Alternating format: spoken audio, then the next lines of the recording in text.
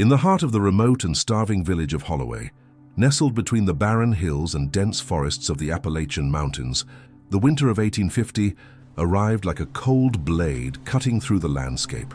The small village had known hard times before, but never anything like the great famine that now stretched into its third consecutive year. Crops had failed, livestock had died, and families huddled in their wooden cabins, counting every grain of corn as if it were gold. Holloway was a community of only 200 souls, connected to the outside world by a single dirt road that wound through the mountains. During the winter months, this road became nearly impassable, leaving the village completely isolated. The wooden houses spread along two main streets, with the Methodist church at the center and the one-room school beside it. It was the kind of place where everyone knew everyone, where secrets were rare and survival depended on mutual cooperation. At the heart of this starving community stood Jesse Miller's bakery, a 42-year-old man with calloused hands and a smile that never seemed to disappear, even on the darkest days. Jesse had inherited the bakery from his father 15 years earlier, and since then had become more than a merchant. He was a pillar of the community, almost a father figure to many. The bakery occupied the ground floor of a two-story building on Main Street, with Jesse and his wife Martha living upstairs. The aroma of fresh bread that emanated from the bakery every morning was one of the few pleasures that remained in Holloway during those difficult times. Even when other families struggled to find enough flour for a simple meal, Jesse always seemed to have abundant supplies. "It's a miracle," people whispered in church on Sundays. "Jesse must have a special blessing from the Lord." Martha Miller, a frail woman with prematurely gray hair, was rarely seen outside the bakery.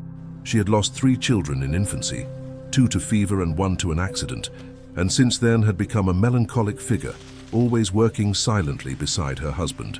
Her eyes, once bright, now carried a deep sadness that seemed to have permanently settled in her soul.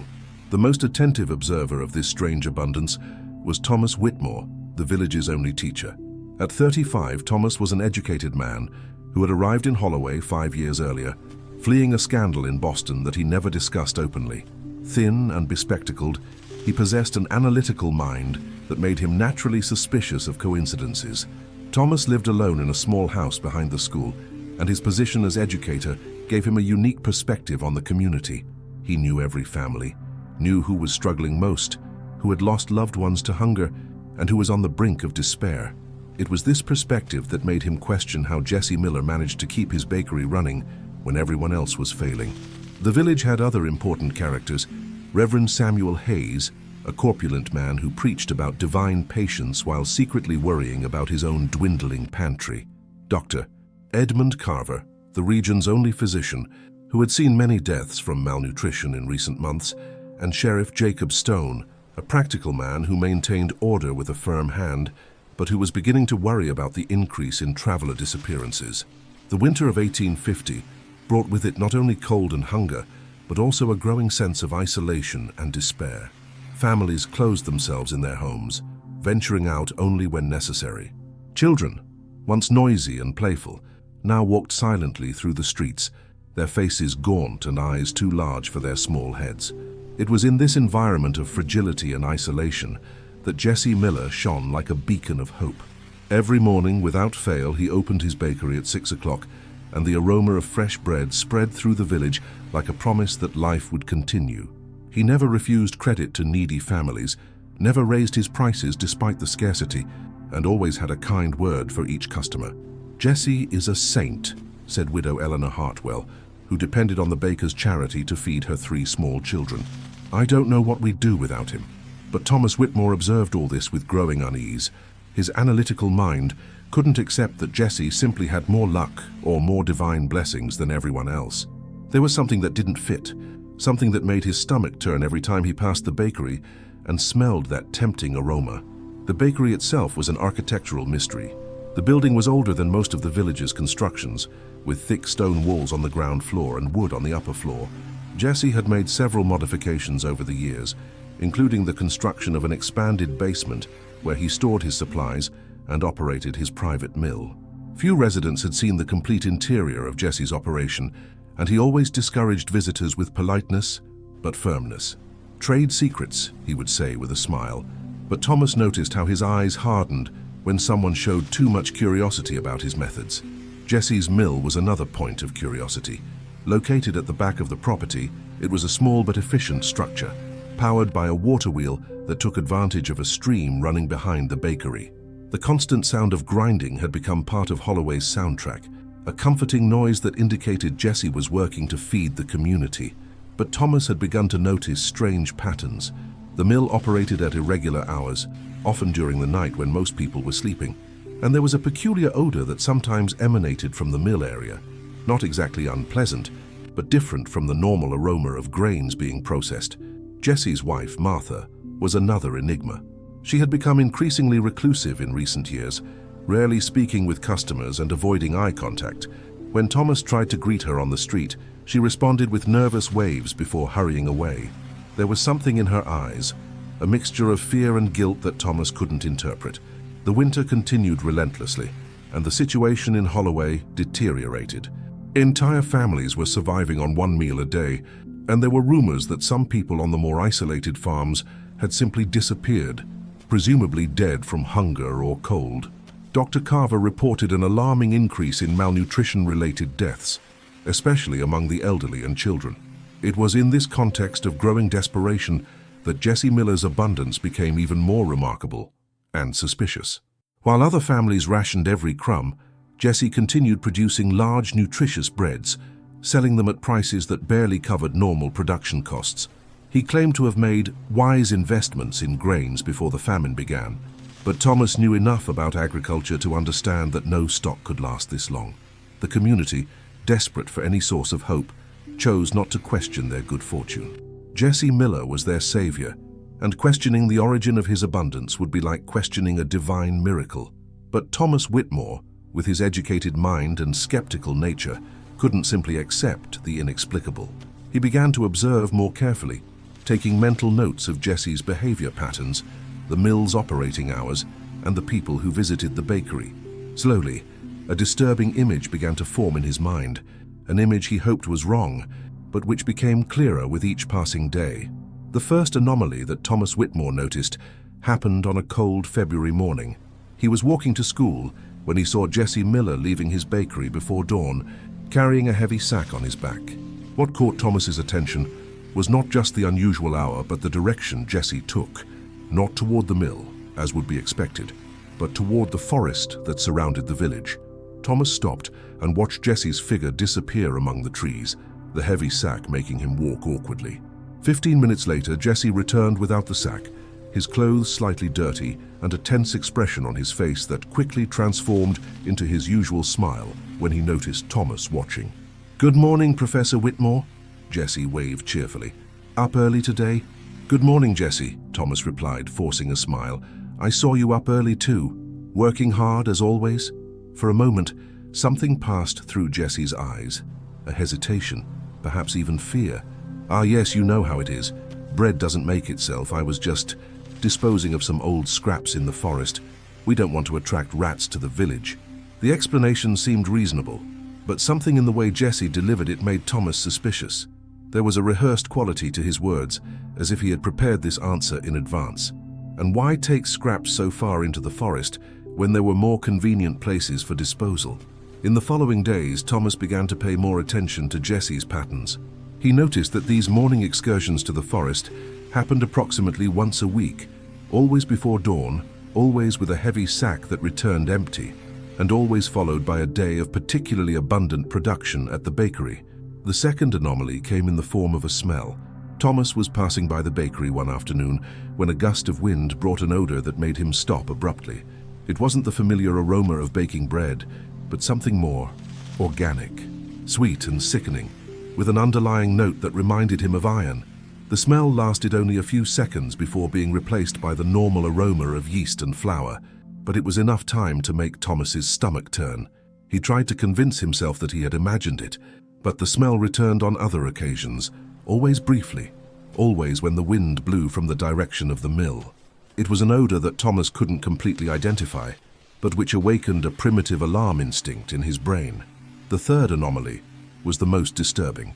Thomas was working late in his classroom, grading exercises by lamplight, when he heard the sound of Jesse's mill operating.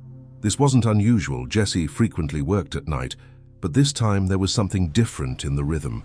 Instead of the constant, regular sound of grain grinding, there were irregular pauses, as if something more substantial was being processed.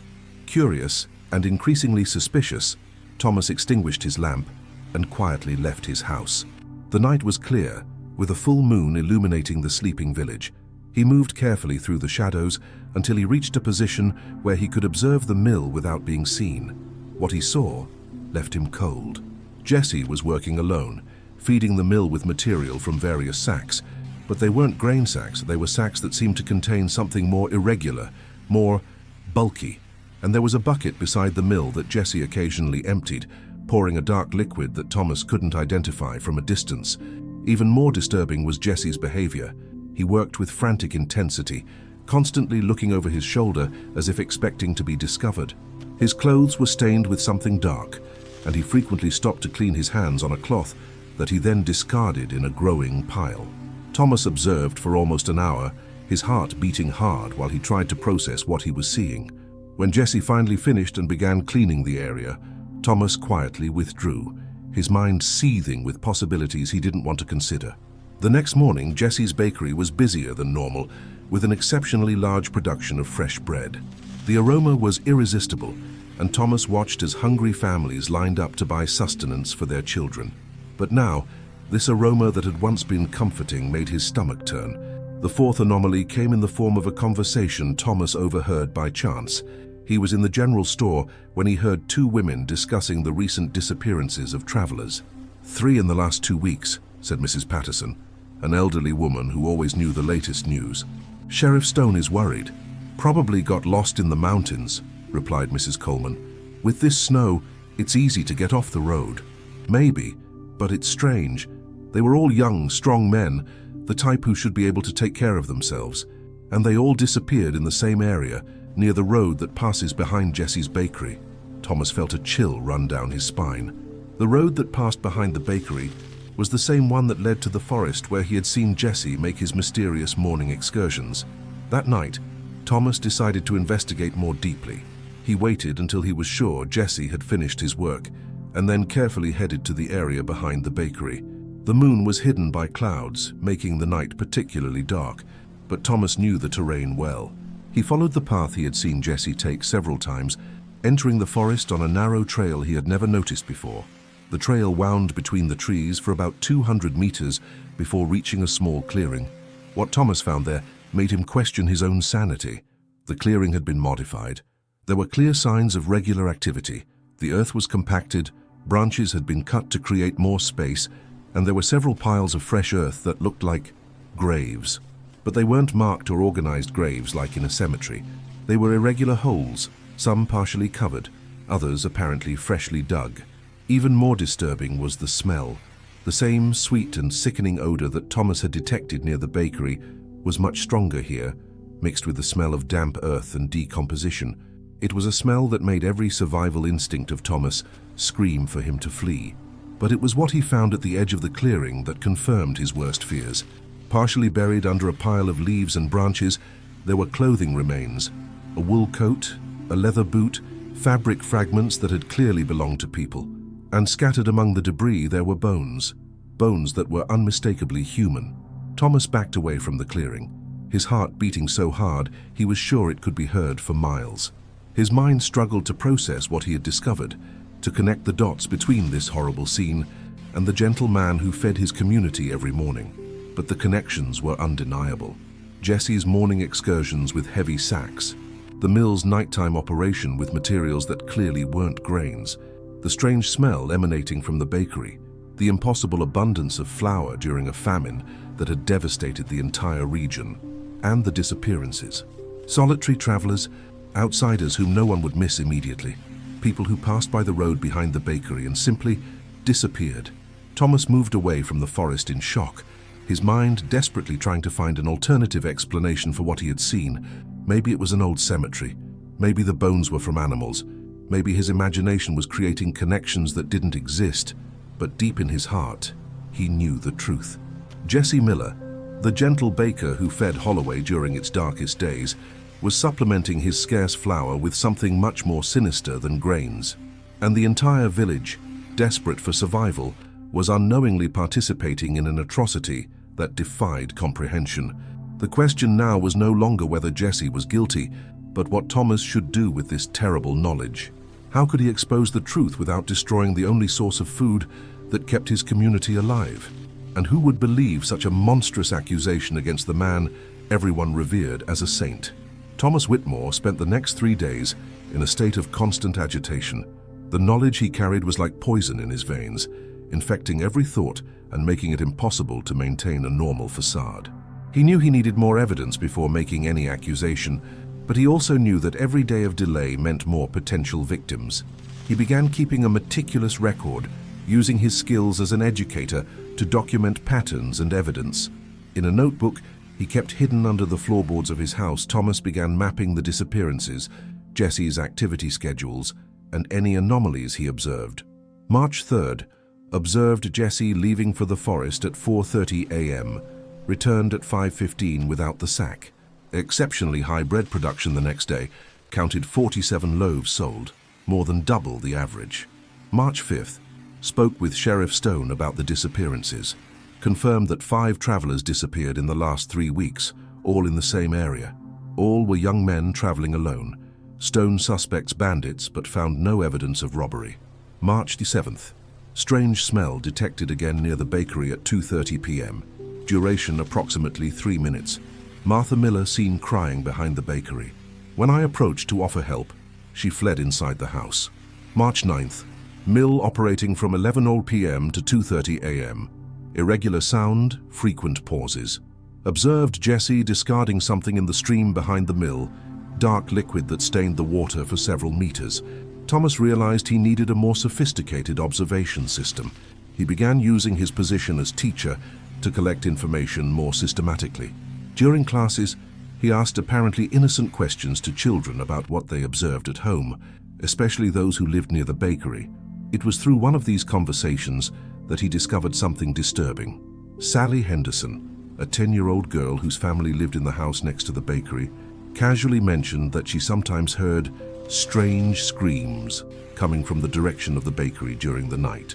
"What kind of screams, Sally?" Thomas asked, trying to keep his voice casual. Like when Mr. Johnson's pig was slaughtered last fall," she replied, making a face. "Mama says it's just the wind, but it doesn't sound like wind."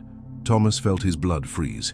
He knew exactly what kind of sound Sally was describing, and it had nothing to do with wind. He also began paying attention to the community's behavior patterns. He noticed that families who depended most on Jesse's charity, those who received free or discounted bread, seemed to be in better physical condition than other equally poor families. It was as if Jesse's bread was more nutritious, more sustaining than normal food. This observation led him to a horrible realization. If his suspicions were correct, Jesse wasn't just disposing of evidence, he was literally feeding the community with it. The bread that kept Holloway alive during the famine was being enriched in a way that defied all human decency. Thomas decided he needed access to the core of Jesse's operations, the bakery's basement where he stored his supplies and operated part of his equipment. But Jesse was extremely careful about who he allowed in his facilities, and Thomas would need a convincing excuse. The opportunity came when Jesse announced he needed help moving some heavy flour sacks. Thomas immediately volunteered, ignoring the surprised looks from other residents who knew he wasn't known for physical work. "How kind of you, Professor," Jesse said, but Thomas noticed a hesitation in his voice. "But they're just a few sacks. I'm sure I can handle it myself." "I insist," Thomas replied firmly. "It's the least I can do for everything you've done for the community." Reluctantly, Jesse agreed, but Thomas noticed how he made sure Martha was present during the entire operation, as if he needed a witness to ensure nothing inappropriate happened. The bakery's basement was larger than Thomas had imagined, extending under the entire building and beyond. The walls were solid stone, and the air was heavy with the smell of flour and something else, that sweet and sickening odor Thomas had detected before, but much more concentrated down here. Jesse guided him quickly through the space, pointing to piles of sacks that needed to be moved. But while they worked, Thomas managed to discreetly observe the basement's layout. There were several smaller rooms branching off from the main area, some with closed doors that Jesse carefully avoided. On one of the walls, Thomas noticed dark stains that seemed to have been cleaned repeatedly, but were still visible under the dim light. What caught his attention most was a large work table in the far corner of the basement. Even from a distance, Thomas could see there were tools scattered on it. Not baker's tools, but implements that seemed more appropriate for other types of processing. There were also several buckets under the table, some with dried residues that Thomas didn't want to examine too closely. "Professor Whitmore," Jesse's voice brought him back to the present. "These sacks won't move themselves." Thomas forced himself to focus on the task, but his mind was cataloguing every detail he observed. When they finally finished and climbed back to street level, he was convinced he had found the core of Jesse's operations. The basement wasn't just a storage location, it was a laboratory of horrors, where Jesse's flour received its special supplements. In the following days, Thomas intensified his surveillance. He began taking regular nighttime walks, always finding excuses to be outside during the hours when Jesse was active. Slowly, he mapped the entire operation. The pattern was always the same. Jesse would leave during the early morning for the forest, returning with empty sacks. Then, during the following night, he would work in the basement and mill, processing materials that clearly weren't conventional grains. The final product was mixed with legitimate flour in proportions that Jesse had apparently perfected over time. Thomas also noticed that Jesse had a system for selecting his victims. He carefully observed travelers passing through the village, paying special attention to those traveling alone, and who had no obvious connections to the local community. Jesse was particularly attentive to young, healthy men, people who would provide the maximum material for his needs. The most disturbing realization came when Thomas understood that Jesse wasn't acting purely out of necessity. There was an element of cold calculation in his actions, a methodology that suggested he had carefully thought about the logistics of his operation. He wasn't a desperate man who had resorted to extreme measures in a moment of panic. He was a predator who had found a way to satisfy his needs while maintaining his reputation as the community's savior. Thomas also began to suspect that Martha Miller knew more than she appeared to. Although she was clearly suffering, there were moments when Thomas saw her helping Jesse with tasks that seemed related to his nighttime activities. She wasn't an active participant, but she also wasn't completely innocent. Thomas's record grew to include increasingly specific details. March 15th, observed Jesse talking to a young traveler near the tavern. The man mentioned he was traveling to Richmond alone. Jesse offered directions for a shortcut through the forest. The traveler hasn't been seen since. March 18th, Martha seen washing blood-stained clothes in the stream behind the bakery at 6 a.m. When she saw me watching, she quickly hid the clothes and ran inside. March 20th, smell of burning meat detected coming from the direction of the bakery during the night. It wasn't the normal smell of baking bread. Lasted approximately 2 hours. March 22nd, found bone fragments in the stream downstream from the bakery. Apparently human, based on size and shape. Collected some as evidence. Thomas knew he was approaching the point where he would have to act. He had enough evidence to at least raise serious suspicions, but he also knew that accusing Jesse Miller would be like accusing a saint of heresy. The community wouldn't want to believe, especially when their survival depended on Jesse's generosity. But there was another problem. Thomas began to suspect he wasn't the only one who knew the truth. He noticed strange looks from some residents, conversations that stopped abruptly when he approached, and a general tension that couldn't be explained just by hunger and cold. Dr. Edmund Carver, in particular, seemed to be avoiding Thomas lately. As a doctor, Carver would certainly have noticed if something was wrong with the bodies he examined. Had he discovered evidence of consumption? And if so, why hadn't he said anything? Sheriff Jacob Stone was also acting strangely. He had stopped actively investigating the disappearances, claiming lack of evidence. But Thomas suspected Stone simply didn't want to discover the truth, preferring to ignore the obvious rather than face a reality that would destroy the community. Thomas realized he was facing not just an individual criminal, but a conspiracy of silence, an entire community that had chosen, consciously or unconsciously, to ignore the truth in favor of survival. Jesse Miller wasn't just feeding Holloway, he was taking advantage of the community's willingness not to ask difficult questions when their lives depended on the answers. The situation became even more complex when Thomas began questioning his own motivations. He himself had eaten Jesse's bread. He had survived the winter thanks to the baker's generosity. If his suspicions were correct, did that make him an accomplice, even if involuntarily? This realization tormented him during sleepless nights, when he lay in his bed, listening to the distant sounds of Jesse's mill operating. He knew that every day of inaction meant more potential victims, but he also knew that exposing the truth could condemn the entire community to death by starvation. It was a moral dilemma that had no easy solutions, and Thomas found himself at the center of a storm he had helped create simply by refusing to accept the inexplicable. He had sought the truth, and now that he had found it, he discovered that the truth was more terrible than any lie. The core of Jesse Miller's secret was located not just in the bakery's basement, but in the very soul of the community, in the willingness of desperate people to accept miracles without questioning their origin, and in the ability of an intelligent man to exploit that willingness for his own dark purposes. Thomas knew he was approaching a point of no return. Soon he would have to choose between truth and survival, between justice and the preservation of a community that had become dependent on an atrocity, and he wasn't sure which choice he could live with. The opportunity Thomas had been waiting for came on a stormy night in late March. A fierce blizzard had completely isolated Holloway from the outside world, and most residents were sheltered in their homes. Thomas knew this would be his best chance to obtain definitive evidence of Jesse Miller's activities. He waited until he was sure Jesse had begun his nighttime work, the familiar sound of the mill echoing through the storm, before venturing into the freezing night. The snow was falling so densely that visibility was reduced to a few meters, providing perfect cover for his investigation. Thomas first headed to the bakery's basement, knowing Jesse would be busy at the mill for at least an hour. The basement door was locked, but Thomas had observed Jesse hiding a spare key under a loose stone in the foundation. With hands trembling from cold and nervousness, he found the key and silently opened the door. The basement was illuminated by several lamps, and the smell Thomas had detected before was now overwhelming. It wasn't just the sweet and sickening odor he had noticed previously. There were layers of smells that told a horrible story of decomposition, processing, and cooking. Thomas moved carefully through the main space, heading to the smaller rooms Jesse had avoided showing him earlier. The first door he opened revealed an apparently normal supply depot, sacks of legitimate flour, salt, yeast, and other bakery ingredients. But it was in the second room that Thomas found what he was looking for. The room was smaller than the others, but was equipped like a kind of laboratory. There was a large work table in the center, stained with dark substances Thomas didn't want to identify.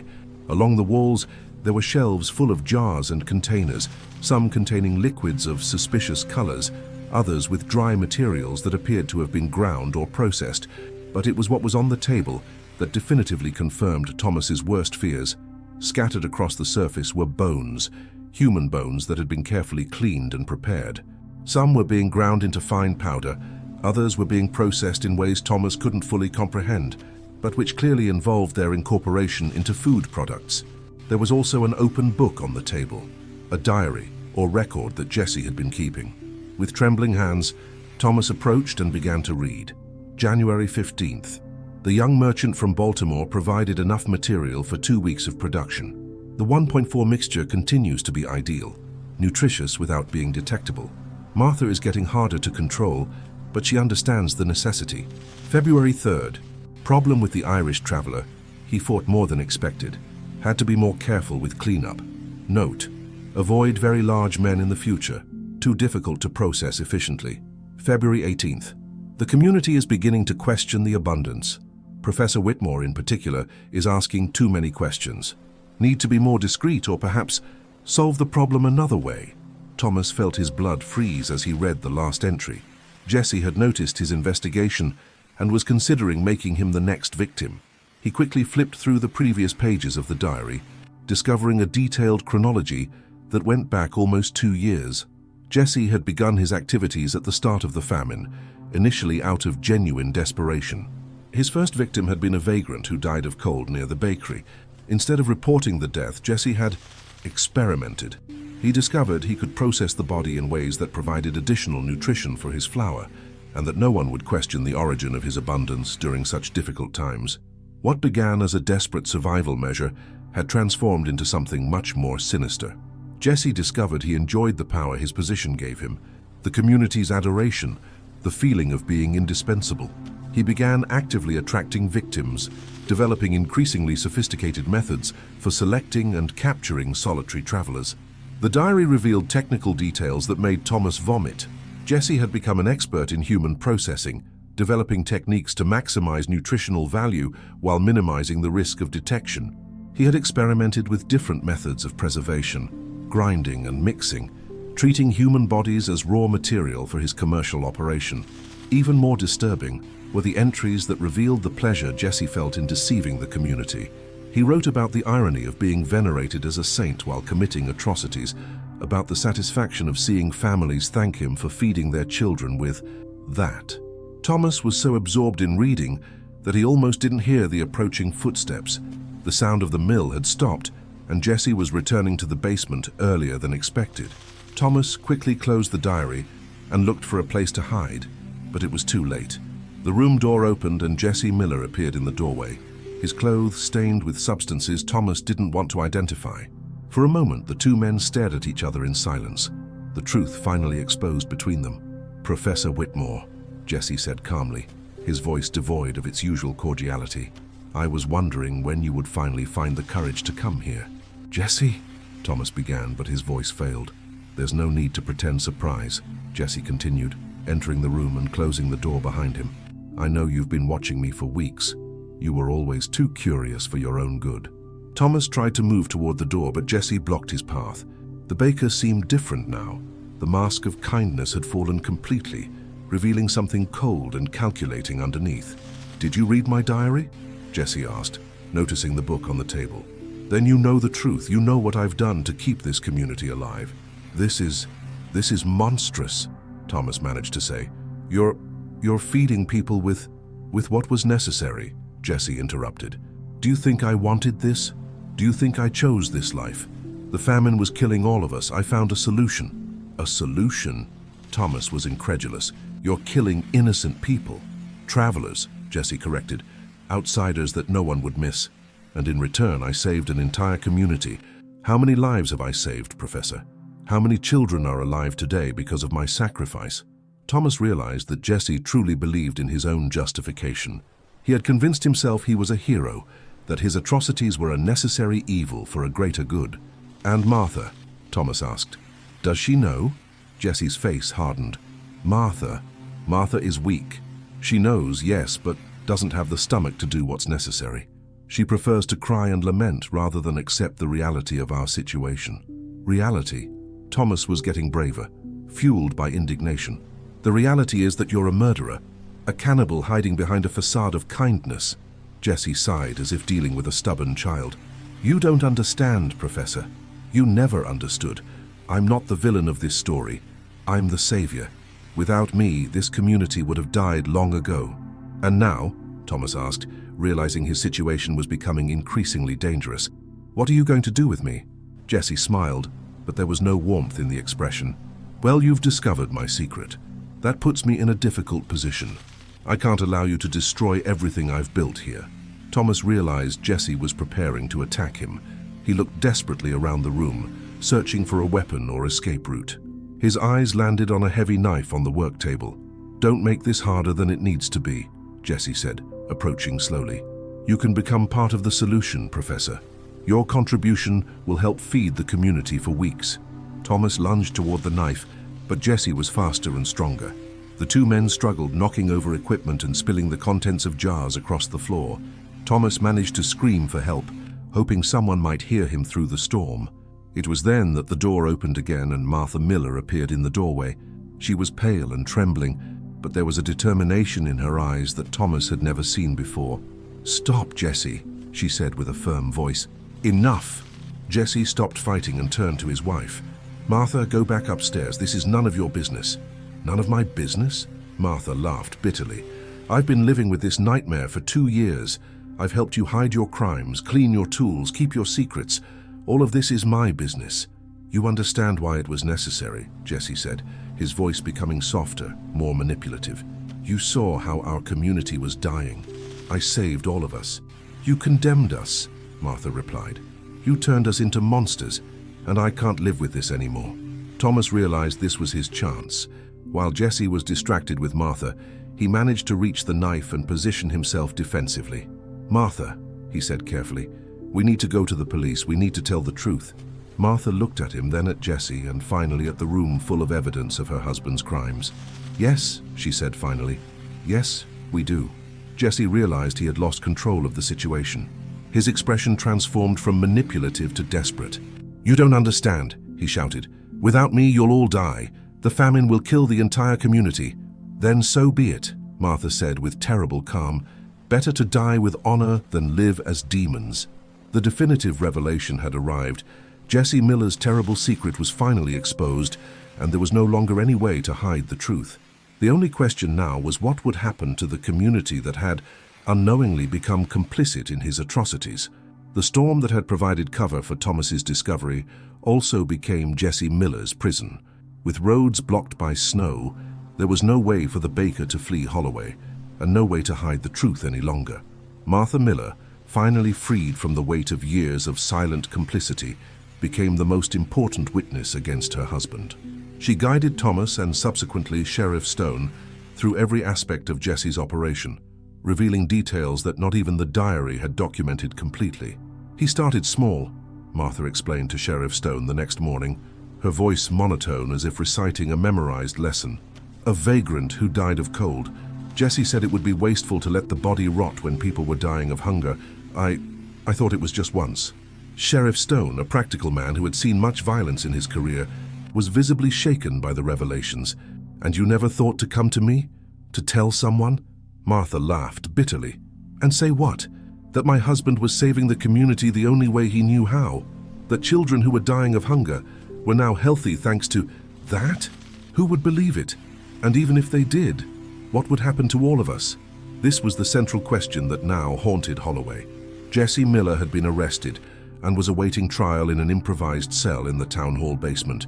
But his arrest had created an existential crisis for the entire community.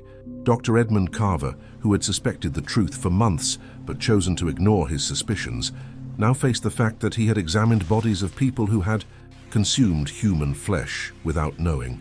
"The children," he murmured to Thomas during a private conversation. "My God, the children are healthier than they should be during a famine. I knew something was wrong, but I didn't want to believe it." The community split into 3 distinct groups. The first group, led by Reverend Hayes, insisted that Jesse should be tried and punished according to the law, regardless of the consequences for the community. "We cannot allow evil to prosper, even if it brought temporary benefits," he preached in a special sermon. "Our collective soul is at stake." The second group, composed mainly of families who had depended most on Jesse's charity, argued that he had saved their lives and that his actions, though extreme, were justifiable given the circumstances. "My children would be dead without Jesse," declared widow Eleanor Hartwell. "How can I condemn him for keeping us alive?" The third group, perhaps the most disturbed of all, was composed of those who simply couldn't process the truth. They refused to believe the accusations, insisting there was some mistake, that Jesse Miller was incapable of such acts. "It's impossible," they repeated constantly. "Jesse is a saint. There must be an explanation." Thomas found himself at the center of this moral storm, being simultaneously praised for his courage in exposing the truth and blamed for destroying the community's only source of stability.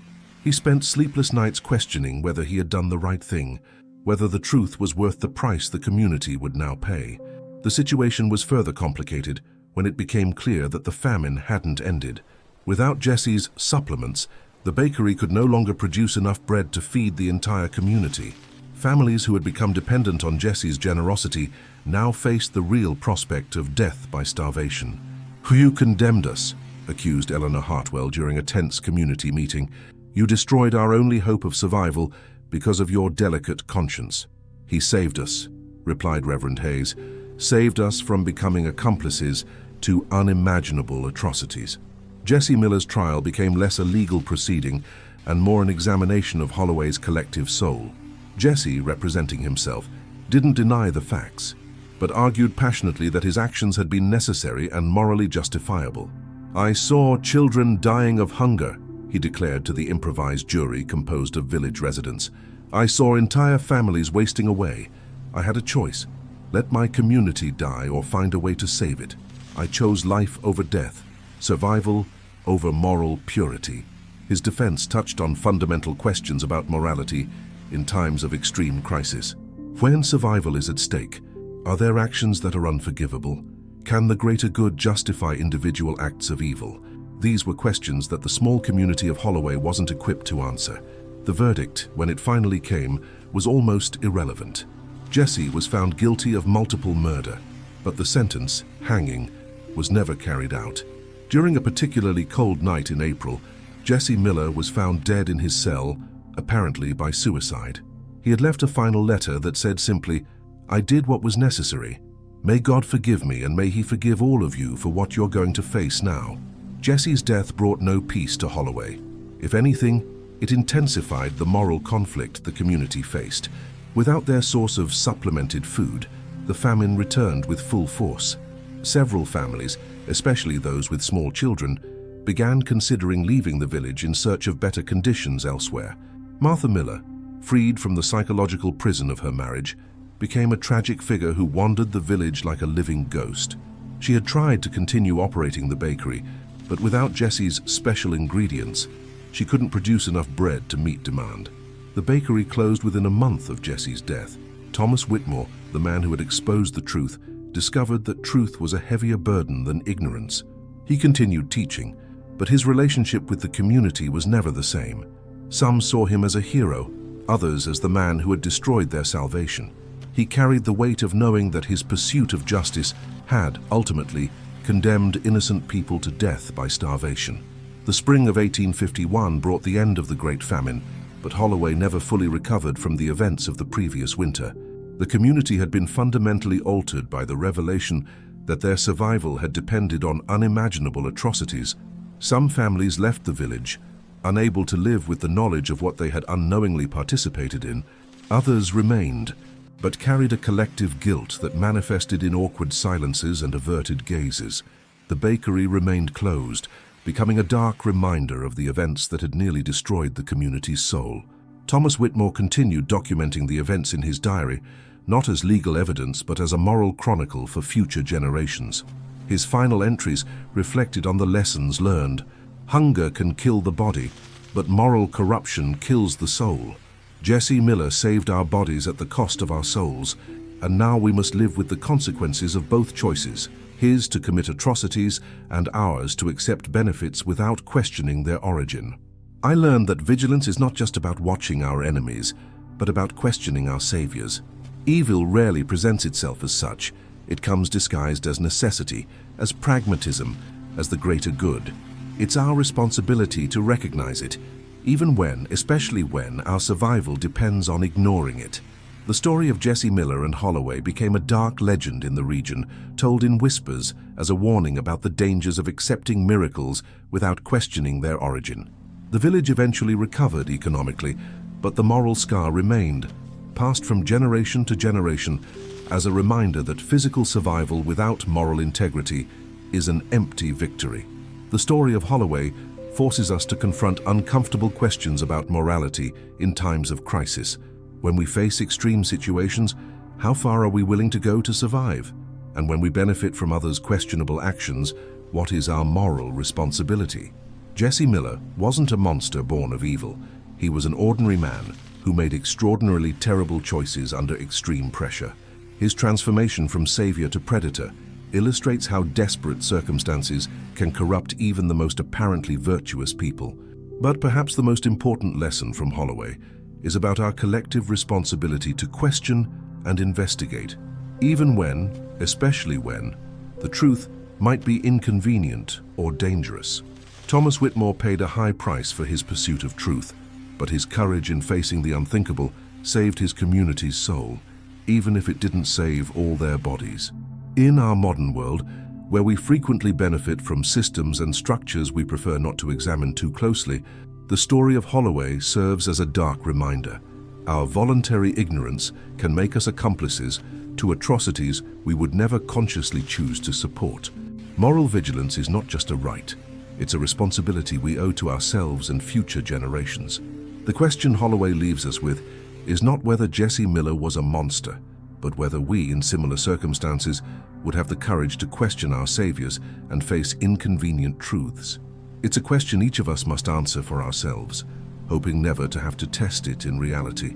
Thomas Whitmore left Holloway in the summer of 1852, unable to continue living with the memories of what he had discovered. He moved to a larger city where no one knew his story, but carried the weight of Holloway for the rest of his life. His diaries, discovered after his death in 1889, provided the definitive account of the events that nearly destroyed a community and the moral lessons that emerged from the ashes of their lost innocence. Jesse Miller's bakery remained closed until 1875, when it was finally demolished.